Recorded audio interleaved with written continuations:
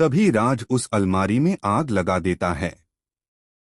लेकिन दूसरी रात जब वह घर आया तो वही अलमारी फिर से बिल्कुल सही हालत में उसी जगह रखी मिली।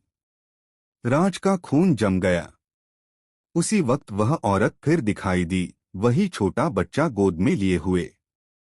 परेशान राज चीख कर बोला, तुम कौन हो? मेरे पीछे क्यों पड़ी हो? मैंने तुम्हारा क्या बिगाड़ा? और जो लोग इस अलमारी को कभी खरीद कर ले गए, तुम उनके पास वापस क्यों नहीं गई? सिर्फ मेरे पास ही क्यों? वह औरत धीरे से मुस्कुराई। उसकी आंखों में दर्द और पागलपन दोनों थे।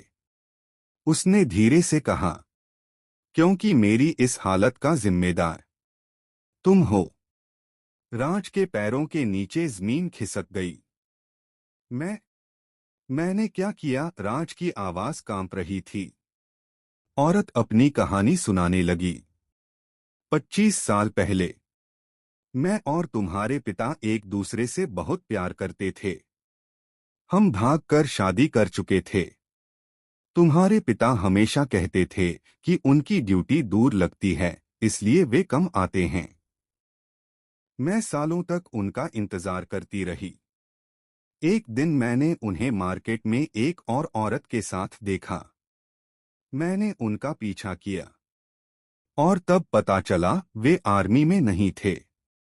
उनकी एक और बीवी भी थी। मुझे धोखा दिया गया था। जब मैंने उनसे सवाल किया तो उन्होंने ठंडे स्वर में कहा, तुम मुझे अच्छी लगी थी, अब कोई और अच्छी लगती है। यह बात खत्म। मैं टूट गई। मैंने कहा मैं पुलिस में जाऊंगी।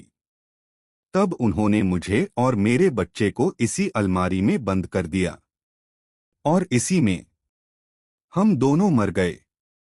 औरत की आवाज गुस्से से भर उठी।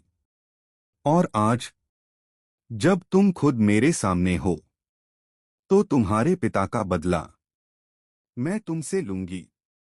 राज का चेहरा सफेद पड़ गया। वह भागना चाहता था पर कमरे के सारे दरवाजे अपने आप बंद हो गए। हवा रुक गई। एक सर्दी सी लहर दौड़ गई। अचानक अलमारी का दरवाजा खुला और राज बोझिल सी आवाज में जोर से अंदर खींच लिया गया।